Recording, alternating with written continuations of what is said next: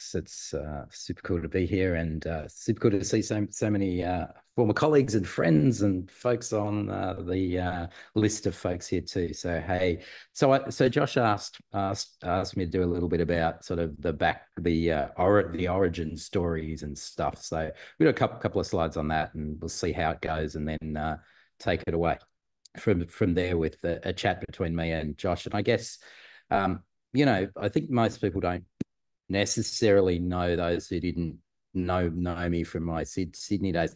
I never meant to end up working in museums. It was a thing that happened. And this was a really kind of my early career. I actually trained as a social worker and, studied social policy and social theory. And during the 1990s, I was in my 20s doing a huge amount of music stuff. So my background is sort of music and touring bands, doing public radio, organizing festivals, club nights. And for me, music's a practice and form that is all about bodies and sound waves, emotion, reaction, rhythm, and bass. And these are things that are felt, and they're very difficult to, in quotes, measure. And in many ways, you don't ever want to measure them. And, in my music life, a dance floor is cleared faster than it is filled. Context and responsiveness matters, and dance floors have a certain magic. They come together throughout a night, and there's a certain curation and production that makes that possible. So it's from that world that I fell into museums. And I think what's important about what I'm going to talk about today is that all of the work that I do and have done has been part of with amazing teams and also with many other collaborators.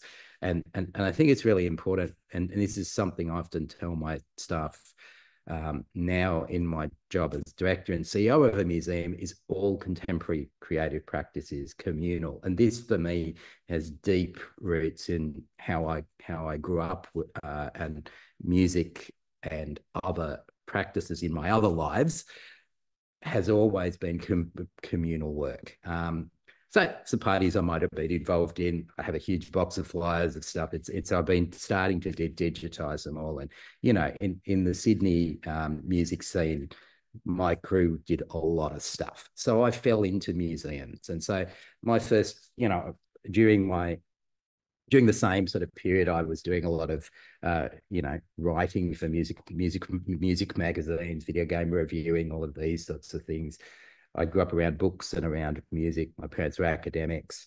So, this is me, and this is probably like me in 1995, 94, like in my dad's office. My first job in museums was actually at the Powerhouse Museum in Sydney, a large design, history, science museum.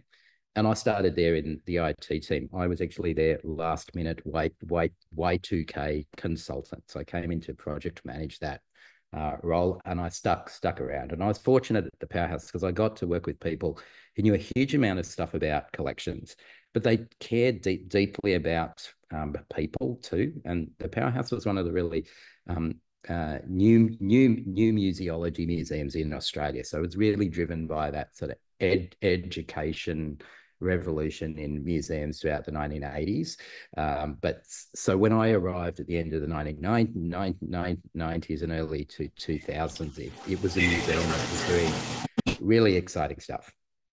Anyway, the museum's website was still coded by hand in Dreamweaver, which was interesting. And back then, the early social web, by the time we get to 2004, promised much. The mobile did the same. So after the Y2K, I began to work running the museum's digital, social, and emerging technologies group, and we were building websites and web products then. And those web products, inspired many others, and we were part of the museum blogosphere. And one of the blogs I set up then, Fresh and New, became something really important following that point.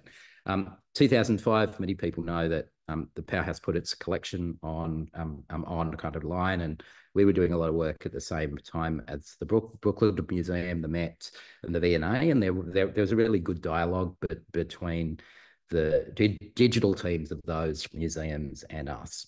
And that was a really productive time. And I think that sort of notion of museum knowledge sharing through the museum blogosphere of the mid 2000s gave my teams on the other side of the world in Australia a connectivity that we didn't have, because we're so far away, right? Anyway, the first version of a lot of the collection work we did, which predates the slide that's on screen now, was actually built in Flash. It's that long ago, right? So this is a lifetime ago. But what we learned from this is when you invite audiences into a museum's collection on the web, they're not necessarily coming with the expectations and context that they bring when they walk in the door of your institution. This was also the time when we were measuring the interactions that digital provided us in very quantitative ways. And for about 5 or 6 years, I would teach Google Analytics to museum people. And I think looking back on that was a terrible thing to do. It was a really bad thing to be doing because it was quantifying interactions and quantifying this thing called engagement. And it was in such narrow ways and was all using these metrics that served the ad agency world, right? So that's sort of, you become what you measure is the saying. And I think at that time, we saw a lot of promise in what digital could tell us about, in quotes, users, but it didn't tell us much about users as people. Okay, so people would probably know that then I moved to New York and was part of the team that did the redevelopment of the Cooper Hewitt. You probably heard of all of those things, very large reconstruction project. And this was a moment where, the museum's collection was beginning to be digitized as well. And Aaron Cope and Michael Walter and the team did a huge amount of work in moving the museum's digital collection from this. This museum had tens of thousands of prints that this was the entire collection record for in 2012. This is a print. We acquired it in 1901. Without the image, how do you determine how that print is different from any other print from 1901? But in that journey,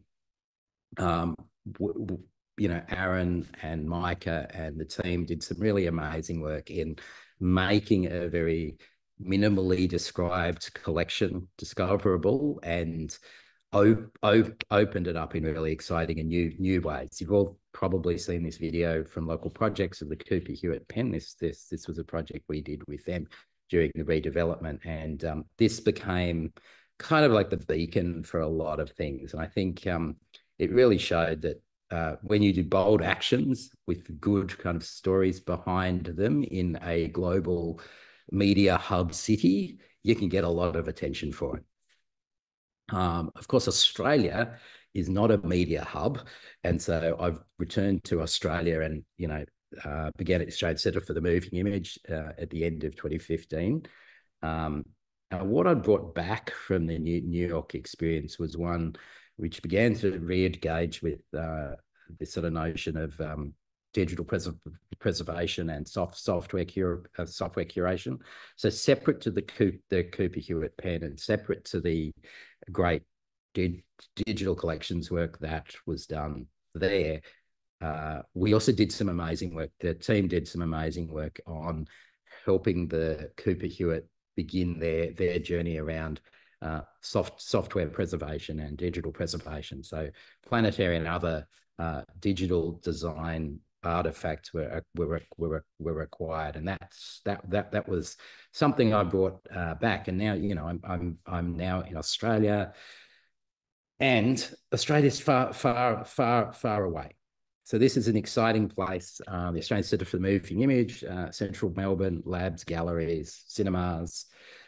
We rebranded in 2021 as part of our big redevelopment, as your museum has spread culture, and the emphasis really there is on your. So here's a little video. We'll just let that play as I chat about it. What's interesting about this museum is that it's a museum where everything is about time. Everything takes time to watch. Everything takes time to play. And this has moved, whilst we still have the objects and artifacts, what we're really trying to work with here is focusing people's attention on different moments in time, and also exploring how things are made, which is a bit of a throwback to some of the work that was being done at the powerhouse too. So that's been one of that's sort of the context, I guess, for me, and that's sort of also, we're also building exhibitions to tour too. So we're very much about bringing people into experiences in Melbourne, but then also building experiences that are portable to other places around the world too.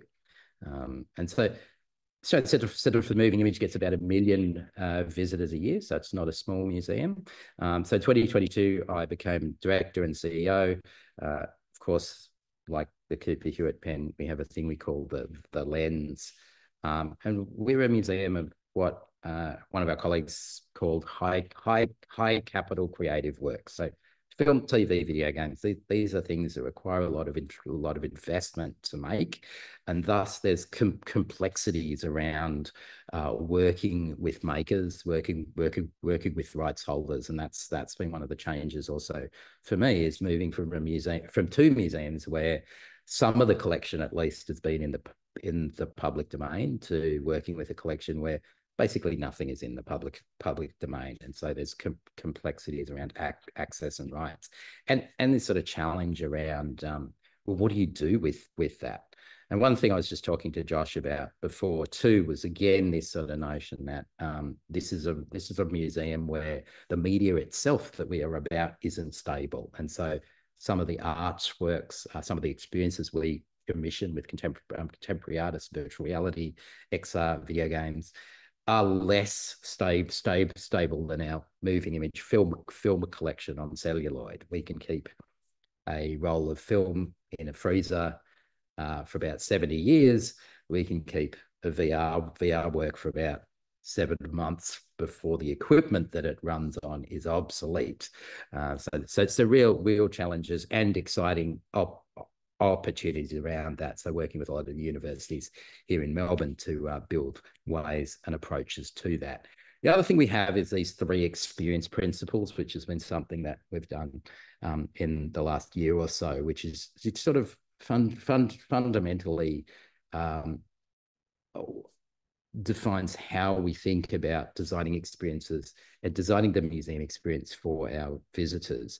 Is we need to make things legible, accessible, and memorable. And I think those 3 interact with each other in interesting ways. And I think the legibility piece is one that seems obvious, but is one that is ongoing work for any museum, particularly as we work to diversify our audiences. We can no longer assume people bring the same contexts. We should never have assumed that, but we cannot assume that now. So what does it mean to make legible the works that we're showing?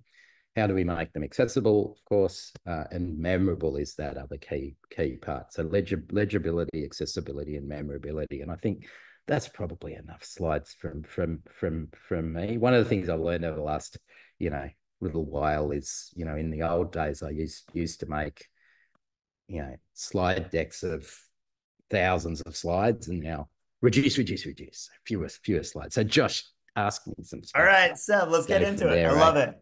All right. And I'd also say, if you have questions, put it in the chat. Let me know if you want to ask yourself, or if you want me to ask for you, but I'll start it off. I love what you said about teaching Google Analytics to museum professionals. Like, I think we came up in kind of the same chapter. And that analytics is a really great tool of like marketing. But it also leads you to some sort of like really weird ways of assessing experiences. It doesn't, there's a lot that's not measured. And I'm going to pivot this over to thinking about like, how do you determine success in your like actual physical embodied experience? Like, how do you think about success in terms of like the actual visitor journey or visitor experience? Yeah, so early on, I think was very much about, well, what do we want people to have, in quotes, learned from the experience? It was very didactic. And now, as I've gone through my career, it's come to the reality that it's about moving someone's curiosity. It's about increasing someone's curiosity, and that museum visit or that interaction with what you're doing in that moment in time is just to move the dial a little bit. And if it moves it a little bit, it can set people off on a whole series of journeys that occur beyond the museum. That's really what the pen was about. That's certainly what the lens is about. I mean, the lens came from this notion of, it's easy to say the lens and the pen are the same, but they're actually not, in that the lens is about acknowledging that that a museum of film, TV, and games, or film, let's say, a museum of film can never show visitors the entire film or draw attention to any of the things that you might see across, say, a 90-minute film. So the best thing possible in many ways is to give visitors that film to watch at home later on, and give them a way to remember why they wanted to watch it in the first place, which was, of course, because they perhaps saw it in the museum, or we drew attention to a costume design in it or special effects in it. And so when they watch that film, they would be able to watch it, number one. Number two, that they might watch it with a different perspective, or a different perspective might emerge from it.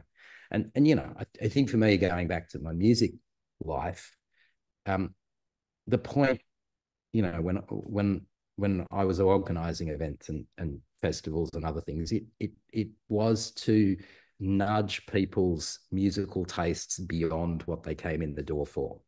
Right. To create an environment, a setting that would open minds to things that people were not familiar with. And I think that's a really important political thing to be doing too, at an age where we need people to be more embracing and accepting of diversity.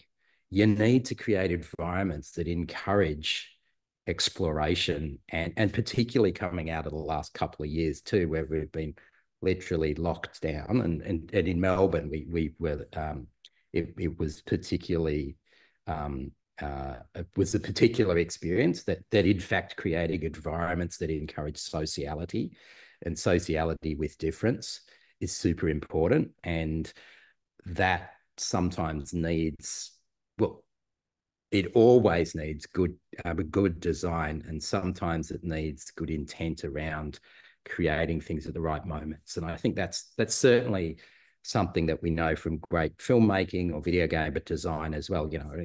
When you play any of the major video game AAA releases, you can see how much work goes into making the player learn the rules of the game, or how to play it. In that first hour of play, you've subconsciously learned all of these things your player can actually do, but it doesn't feel like learning. And it's sort of revealing the story in particular ways through play. And so, there's lots of things.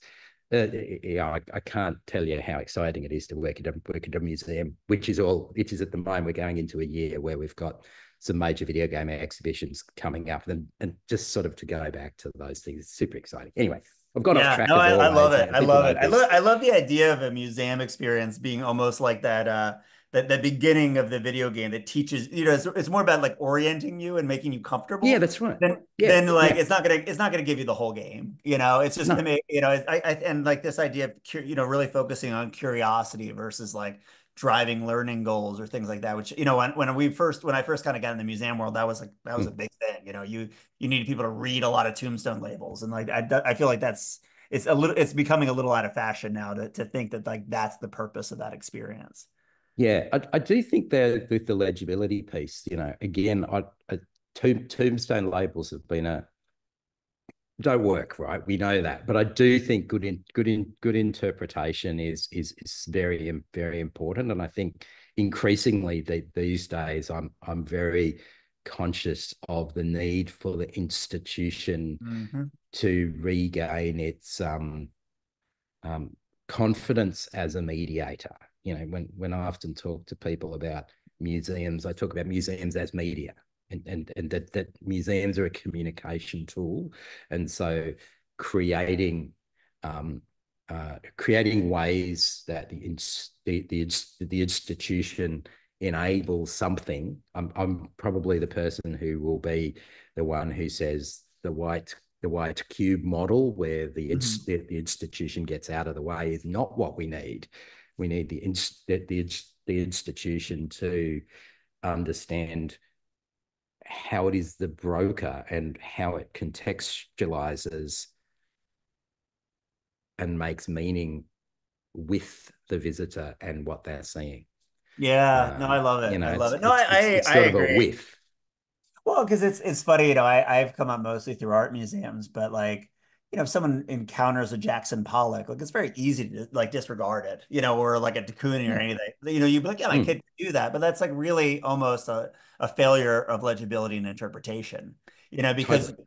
yeah, you're not see, and because then you see those like Hans Namuth photographs, and or you understand it where it sits in that historical context, and then suddenly it's like, oh wow, this is really interesting and cool. But like, Yeah. if the museum's only delivering that through a bunch of texts, they're kind of failing the audience. Yeah, and I think that's sort of the piece. You know, we talk a lot of work about how do we measure the time visitors spend with things in the museum. And I think there's, for us, because we are a museum of time based creative works. You know, we need people. We need to design to encourage people to slow down and spend Mhm. time with things and give them scaffolding that's appropriate at different moments throughout that time they are in front of, say, a video piece or during playing a sequence in a video game.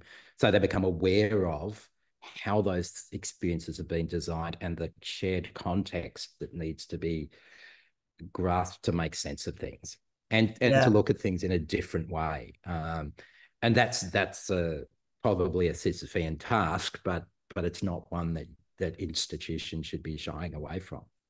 Oh, by the way, I will start asking people's questions. But I'm going to riff a little bit more on this if you will indulge me.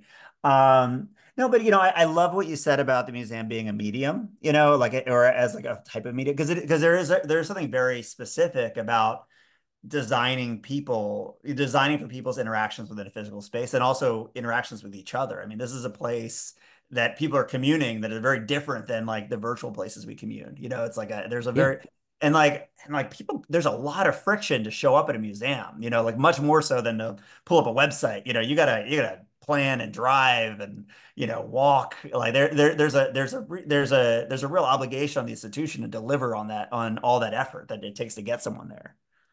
Look, I think it's interesting you say websites. I mean, I think there's a huge amount of friction in getting people to a website now. I think what's Yeah. changed too is that in the last decade, the web has become a handful of platforms, and actually getting someone to a website that is not experienced through one of those platforms is incredibly hard. And I think Yeah. I was very fortunate in growing up in an age where we were making websites, by hand, and they were not through a series of platforms and frameworks. I think that's another thing that I've seen the web become much more of a monoculture, or the did web-like experiences become much more of a monoculture. And I think there's always interesting stuff occurring outside of that, but in fact, getting people beyond, you know, Facebook, TikTok, Instagram, Yeah. Meta is actually very difficult. No, That's a whole I have like other a real, I have such, conversation, you know. no, so I have such a conflicted feeling around like Instagram because like I get all these like little mini like art history courses, like they're like Yeah. 20-second snippets about, this and that. And it's like sort of wonderful, but it's also like, Mm, mm, like it's not necessarily a deep way of consuming content or like, or engaging with art. And it's, mm, yeah, it's a frenetic feed. yeah. Yeah. All right, let's get some questions. Claire Pillsbury, do you want to ask your question? You want me to ask for you? Yeah, can I ask it, For it. Seb? I'll turn on my video too, so it won't be quite so weird. Or Hey, actually, I got Claire. to post it over there. Hey, Seb. So I loved your remark about the dance floor filling and emptying because we've all seen that. And what do you think the museum equivalent of that might be? Oh my God. Yeah, look, I think there's sort of two sides to that. One is that you know, when I was doing music, I was not the wedding DJ who was there to play all the hits. It's easy to play the hits. It's easy to do the things that everybody, in quotes, everybody knows. But that's not about the songs. It's about the social engagement that comes from the songs. It's about the wedding, not about the music. So I would be cautious for museums to roll out the hits. And we know that in straitened economic times, museums are often rolling out the hits. In Australia, over the last 9 months, we've had three very successful blockbuster ancient Egypt exhibitions. We've all been to cities which have had big impressionist shows roll on through. I think that that's part of a good ecology, but you need the broader ecology of things. And I think what we've seen in music, if I go back to music cultures, Melbourne is an amazing city for music and lots of diversity of music. But in the complicated economic times we're in now, what we're seeing is the small to medium venues that support that broader ecology shutting down because of all sorts of reasons. Some of them being that younger folks have missed two years of being socialized into hanging out with each other in music festivals and clubs and bars and other things and warehouses and all sorts of awesome things that would happen in those places. They've missed that. So, there is a sort of a piece around that, but I've gone again, as I do, into a tangent. I think for museums, there's a balance around over planning a set list and being responsive to feeding off and improvising with the audience. And I think the improvisation capabilities of institutions in terms of design and technology and media are greater than ever, yet we don't use them enough. So we have more capabilities now to improvise with audiences at scales that used to be requiring public programs teams to be rolling out, experiences face to face. We have options now, and we're not. I don't think we're not taking the risks around trying those things out enough. And I understand why. It's a difficult time to be taking those types of risks, but I do feel that when you do those, the payoffs can actually be quite transformational. And Claire actually was with us in Melbourne for, when we had the Marshmallow Laser Feast group show on, a retrospective survey show on. And what we'd done in that, which was something quite different for the museum, was we actually had visitors come into the space.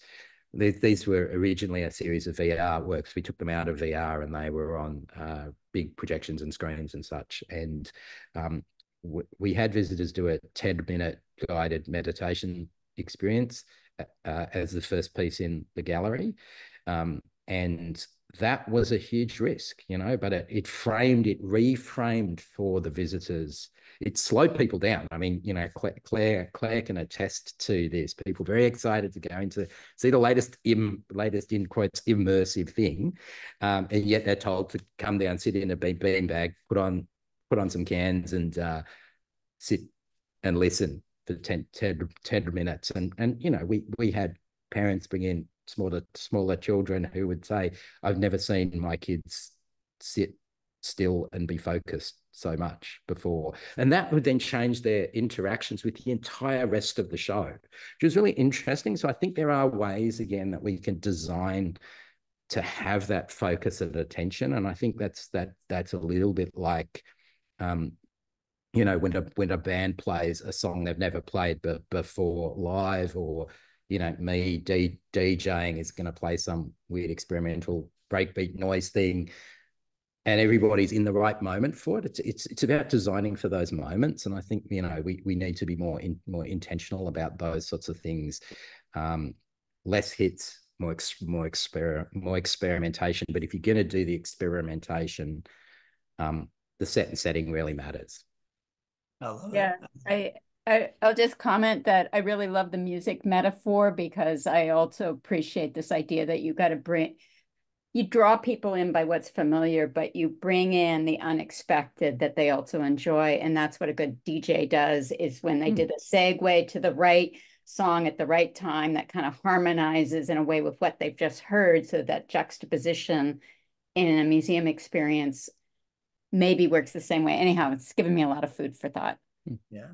I also love the fact that music can be so many different things. I mean, you can, if you're going to go to a hip hop show versus going to like Sufjan Stevens, you're expecting to have a very different set of emotions, like, and like you have an expectation for what you're going to feel and how you're going to be in that space. And then it's on the performer to deliver that feeling. Whereas like I feel like sometimes museums, like it feels like sometimes they feel like they're treated like this like monolithic thing, like all museums have to like deliver the same experience, and it's like feels kind of boring and also like kind of limiting.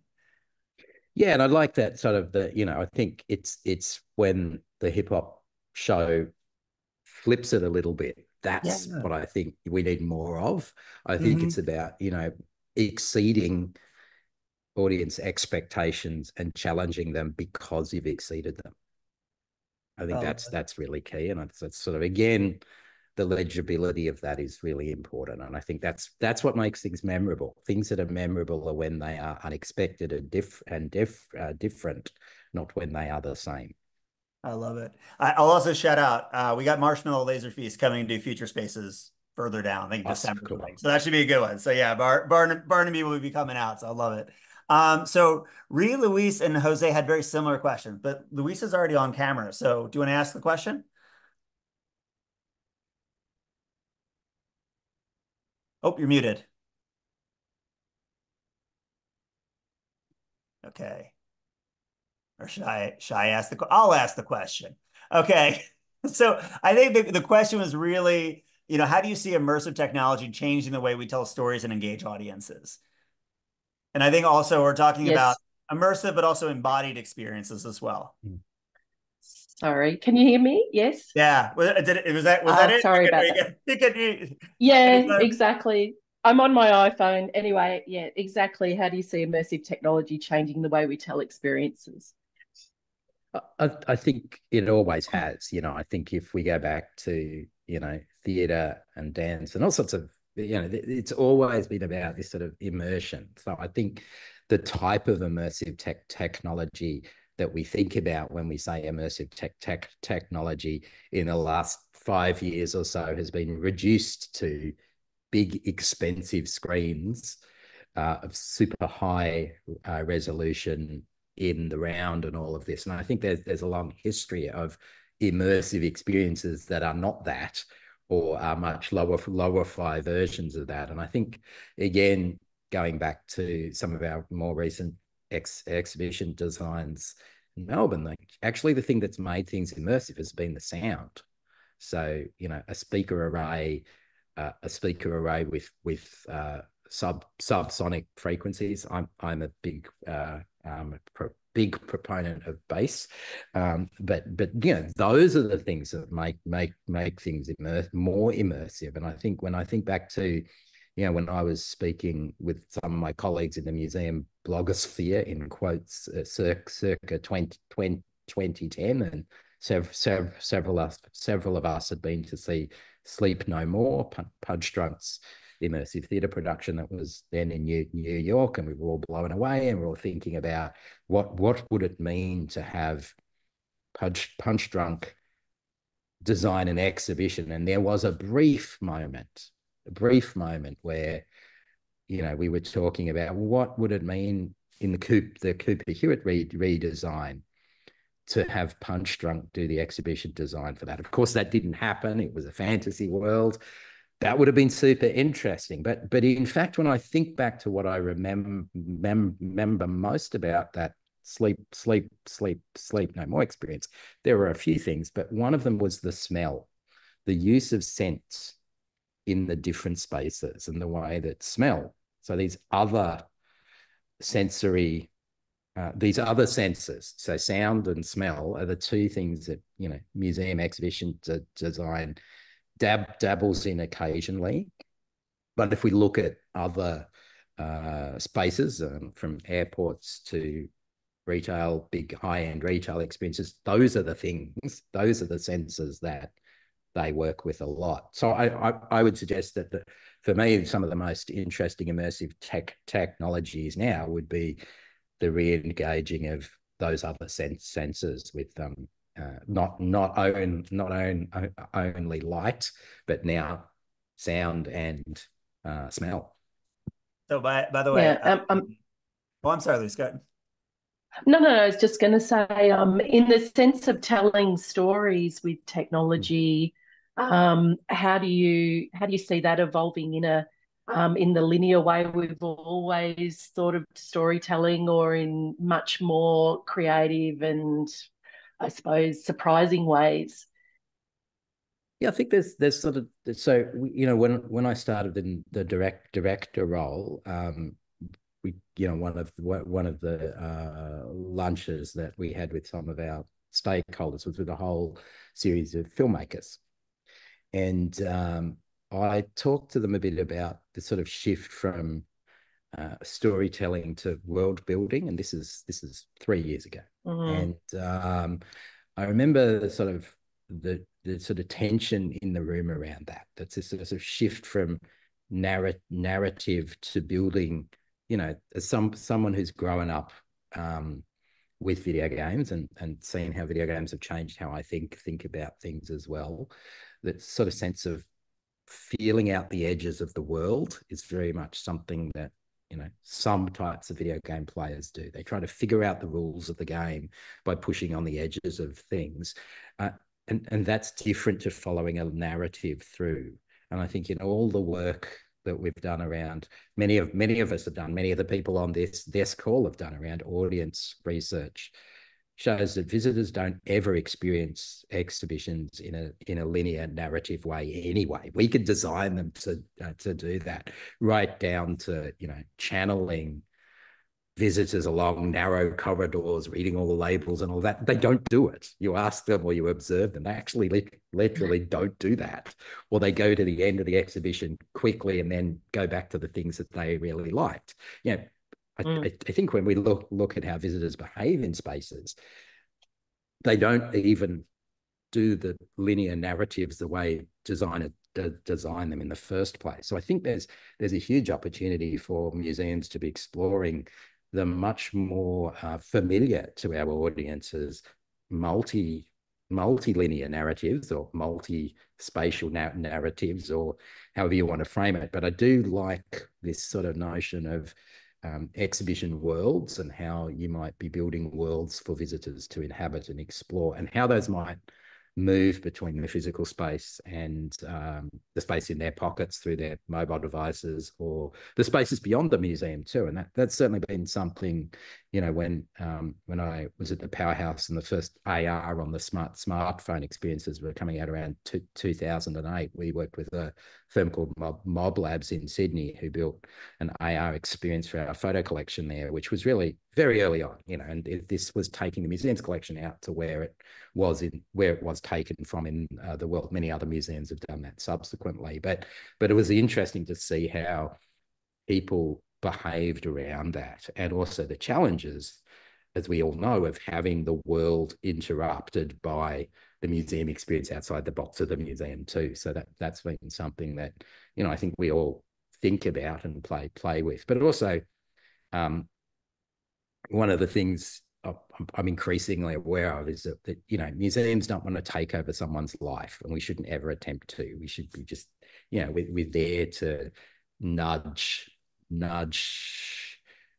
curiosity and to challenge, nudge preconceptions. It's not to change preconceptions, but it's to provide different ways of thinking about things through examples of that, rather than say, go think about a thing in a different way. It's about not dropping all experimental noise music at people, but warming them up to that and going, this can be a quite interesting and visceral experience to be hit with subsonic frequencies at very high volume, for example. But you're not going to say, I want to do that necessarily, right? Yeah, no, I love all this. I mean, I would say, you know, it's funny because like since I moved to LA and like done a bunch of meetings out here, like the filmmaker people are like the worst museum designers, because they do think of every story as being very linear, you know. And the theme park people are the same way, because they're like, they want to basically turn every museum into a dark ride, which is essentially also like a completely linear way of storytelling. And I think you're right, like the video games and like even Sleep No More. I've seen Sleep No More 4 times, twice sober. And like it's completely different every time, because it really is a world, and like you can't actually view it, and there's no right way to do it. You know, but I think in some ways it's much more like how people interact into a museum space. They just sort of bounce around often. Yeah, yeah. May I make a comment about Sleep No More though, because I went to see one of their shows last year in London. And there's a lot goes on behind the scenes where they actually are corralling audiences in particular ways, which is just invisible. But being a theatre maker, I was locked on that. I actually was more interested in how they were channeling audiences to experience particular things that I wasn't in the end. You're right, 100%. They have people run. They have the runners. They have people who like run from one side to the other, so you follow them, and then they do this, and they use sound. The technology and the sound is really interesting in there too. And lighting, and lights with the torch. They had people, you know, so people just naturally follow that, but it's very intuitive and it's very well done. Sorry, I won't talk anymore. So all good, all good. So Seb, there was a couple questions here about AI. You want to talk a little bit about AI, what you're thinking about AI in museums and in general? Sure. Yeah. Yeah. Look, one of the things I'd also say that, you know, has been throughout my career is I've had the fortune of, you know, when I was at Powerhouse, there was a lot of in-house capacity and capability. Part of that was what I was part of as well, but there was an investment in technical capability and design capability on staff. And that's been something that throughout my career has been something I've tried to champion, and building in-house teams to enable experimentation. And that's certainly what made the Cooper Hewitt work possible. And certainly subsequent to that too in Melbourne, that, you know, having in-house capabilities in fields where there is rapid change allows you to explore and experiment yourself, and explore and experiment in an open way, rather than hiring a firm to do that experimentation for you, which requires a brief and other things. So we've been working, the tech teams led by Lucy Patterson and Jeff Williams, now in the IT space too, been doing a huge amount of work with varying AI tools for about 8 years. And that's enabled us to have content-based search of our digitized collection on the website. So you can search for scenes with a dog in it. You can search for where a dog is talked about in the museum's collection. In a time-based collection, that's amazing. We also did some early experiments about generating generative imagery based on curatorial descriptions of works that did not have images. That was funny.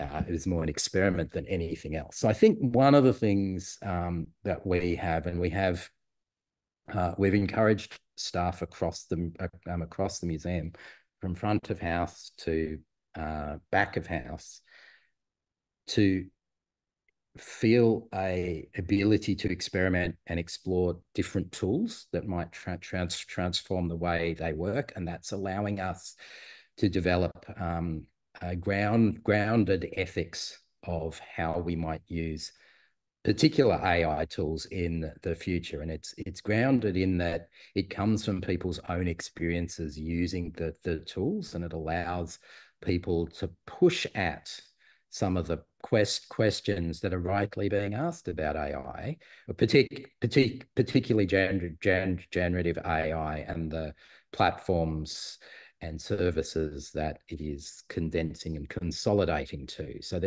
I think internally we have much more sophisticated conversations and discussions that are not about a binary yes or no now as a result of that. And that's been something I've been encouraging a lot through in my role as director and CEO. It's about enabling complex discussions rather than binary responses to emerging things. We have, I'm responsible with the board and the senior leadership team for developing the museum's risk appetite.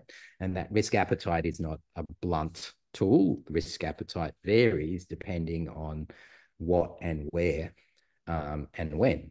So, the museum will always have a very low risk appetite or zero risk tolerance for health and safety, but we might have higher risk appetite around some other forms of creative expression. Of course we should. Right? So that's sort of, again, trying to move us out of these binaries. And it's been very interesting to sort of see what that means for our staff. And I think it's been good to see even the technologists within the museum have increasingly complex feelings about new technology. So we have technologists who perhaps historically may not have thought about the ethics of technology, actually asking some pretty deep philosophical questions. And then we have people whose primary roles have been about managing risk and legality, seeing that there are a lot of grey areas here, and these are negotiations.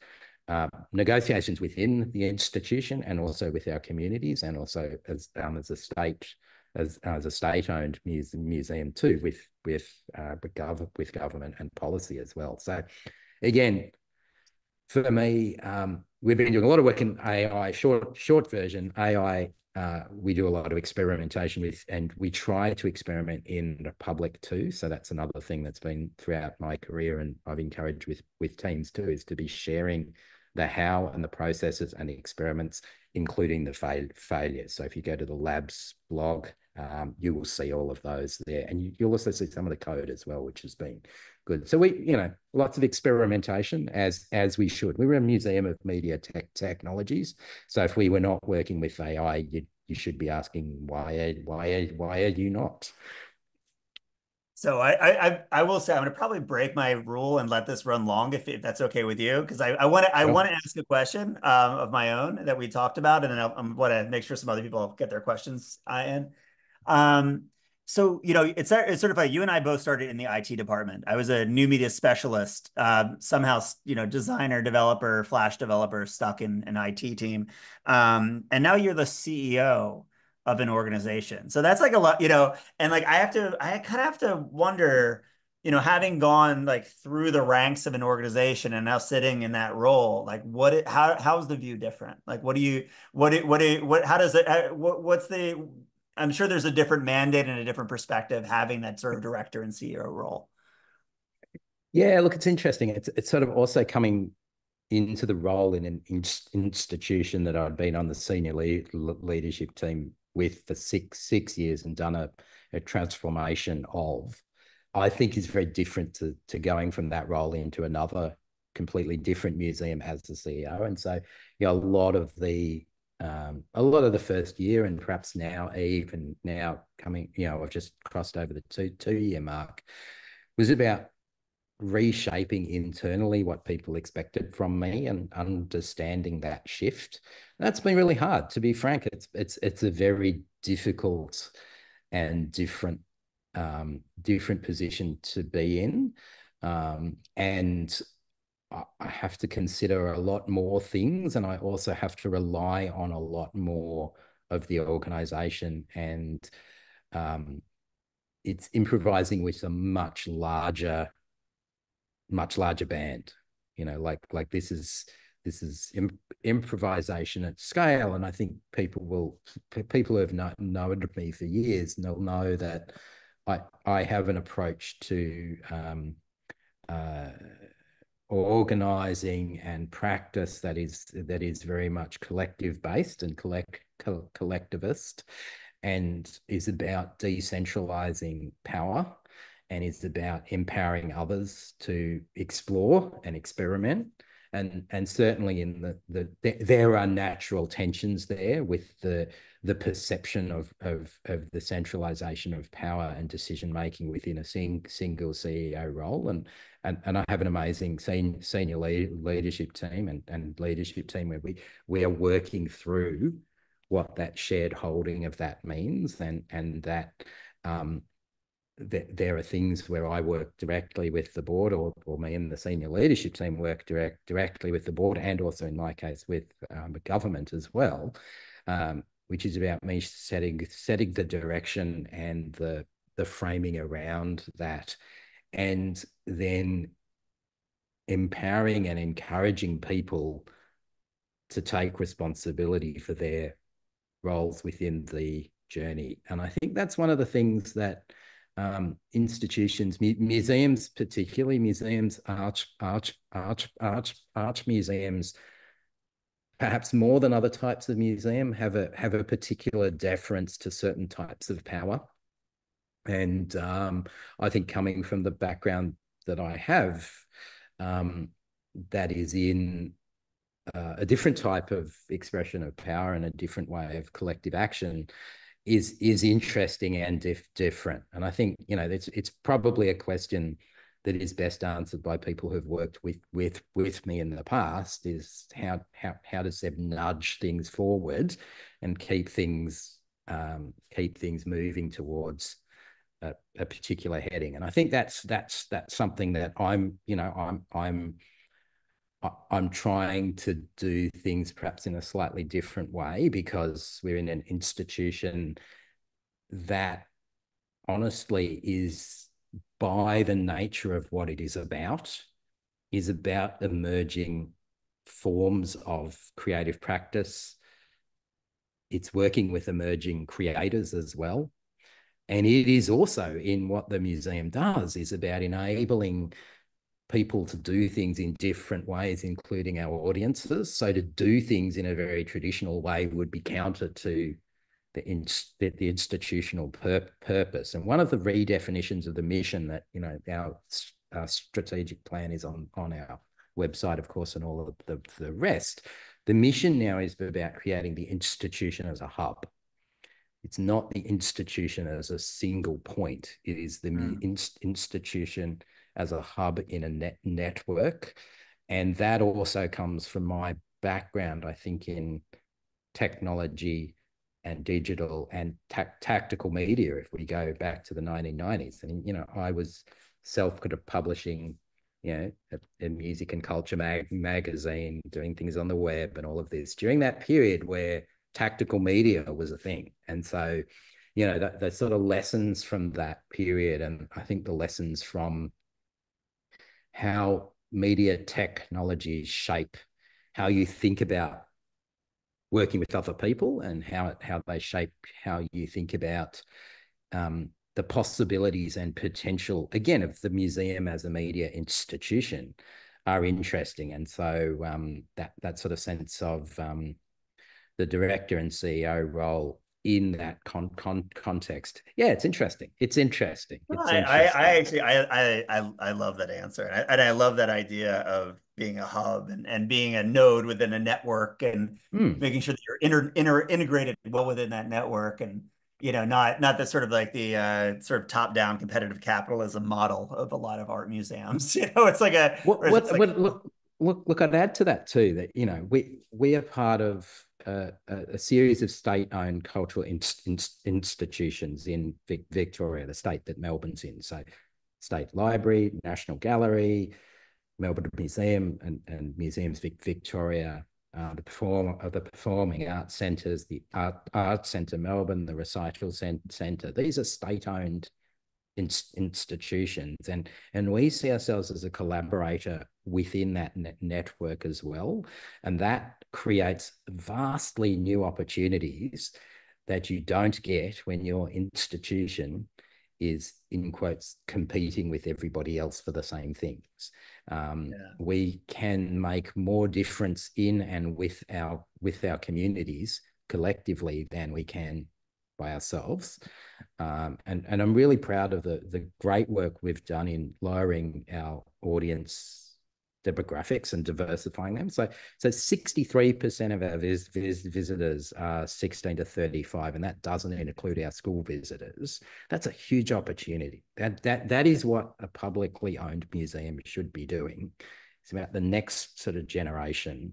And it's also what's interesting in that mix too. We have a much more culturally diverse mix. It's becoming more reflective of the communities that we live in, and that work requires a different way of working, and that's something that we don't want to hoard and hold to ourselves. We want that to be across all Melbourne's institutions and all Victoria too, because I think that creates a different ecosystem.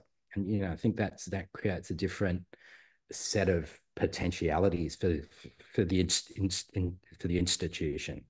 But that's hard work, and it's not work that's done in a single reporting cycle, perhaps not even in one electoral cycle. This is part of a journey towards, people are always saying, what is the strategic plan in service of? It's like it's in service of 2040 and 2050 and 2060. This is just a stepping stone towards where, we all feel things may need to be responsive in that, 2 decades from now. Yeah, well, no, that's really hard, super hard, right? It's like, no, I love it though. I mean, but I love the fact that as you're looking to optimize the organization, you're looking within the organization, but you're also looking without and sort of taking and figuring out how do you sort of fit into this larger context, and how do you create like meaningful partnerships that allow you to sort of serve your audience. It's not necessarily just about sort of driving visitors through the door or whatnot. I'm gonna follow. All right, so there's two questions that I wanted to get to before we wrap today. Is one of them Rogers? I really want to get to Roger. Yeah, let's do that one. I'm gonna mash Viveka's into there because she's talking about embodied experiences. But I'd love to also think about the best KPI. Yeah, what are the best KPIs or measurement for return on experience? I think that's a really let's get to that.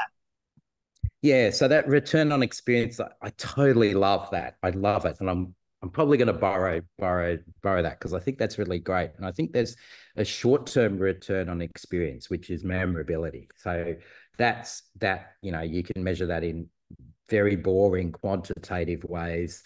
People do that with horrible things. Well, not horrible things, limited things like Net Promoter Score. How much are you going to recommend it to your friends or colleagues, right? And I kind of feel that's a blunt way of addressing memorability. But the longer term piece of return on experience is, did it change what you thought was possible? And that comes through qualitative research work. We have we have a really good research position within the organization now that's starting to produce some amazing short and medium term research outcomes from our exhibitions, which I'm hoping will be published on the website over the coming year. It's only just sort of started creating enough momentum around those internally, but I'd love to be sharing those, because I remember, back in the early 2000s, some of the larger UK museums were publishing a lot of their audience research for the field. And I think as those institutions have been asked by their boards to be, in quotes, more competitive, some of that collective knowledge sharing has disappeared from practice, perhaps, however, that return on experience, if you look at the annual reports that we have to publish on our website, we should publish on our website. We do publish on our website each October. You'll start to see, and you'll certainly see it in the one that will be published later this kind of year, a lot more visitor comments. So we really start to reveal what visitors are saying about their experiences. That's really, really important. And I think those qualitative pieces, I mean, my staff are probably annoyed with me that I will read the Google reviews frequently, and I will share the really, really fun ones. And I think it's been interesting to see in the Google reviews how universally common the mention of the friendliness and approachableness and the customer care our front of house staff give is. And that's what people write about, as well as what they've seen, of course. But the first thing they say is how welcoming the staff were. And I think for me, if you can get that right, it opens up so many more possibilities for that return on the whole experience. If you get that wrong, the memorability is there for completely the wrong reasons. But yeah, as Dave kind of Patton says, audience research sharing is absolutely critical. And that's, again, where I think that collective practice piece is really important. It's one of the things that certainly when I moved to New York was interesting to see the very different models there. But again, there was a great community. And I think, within, things like this, but also the former blogosphere, what is the new version of us as museum professionals or experience design professionals, or in my case, director and CEOs of institutions? How do we share more of the things that we're learning from the things we're doing with each other? Because I think it's that collective knowledge sharing that's absolutely key. I mean, that's what museums are about, right? Yeah. Oh, Seb, I love it. I love it. That's a great point to end on. I'm going to say I kind of love the through line from being like a DJ, setting the tone and the beat of a party to setting the tone and the welcomeness of an institution. I mean, I think it's a fantastic scale to be operating on, and I congratulate you on all that you've accomplished and all you continue to accomplish. I think the work you guys are doing is absolutely amazing. I can't wait to visit Melbourne and check out ACMI for myself. Thank you, everybody, for being here. Future Spaces. Seb, I don't know if you have any words to kind of sign off on today. Oh, look, yeah, thanks everyone. Just as I wrote in the chat, this probably went far off what I'd sort of promised. But as said, you can always hit us up on whatever platform is in vogue. It's at the moment. LinkedIn, I guess. I can't believe I'm actually saying hit me up on LinkedIn. Can you ever imagine, like, if I went back a decade, seriously, would you ever say that? Anyway, that's probably the only place you can probably easily find me on. But as I say, me and my staff are always keen to chat to others. And also, of course, we also are very committed to the next generation of professionals too. So if people do have students or others that want to get in touch around things, always happy. Cool. Thank and you visit so much, Australia. and also visit Melbourne. happy it's to awesome, facilitate right? too. If you guys have any questions that didn't get answered or any other ideas, I'm also very available. So thank you so much. Thanks to you, everyone, for being here. Hope to see you again soon. Thanks, All right, Cheers. bye, everyone. See you. Bye. Yep.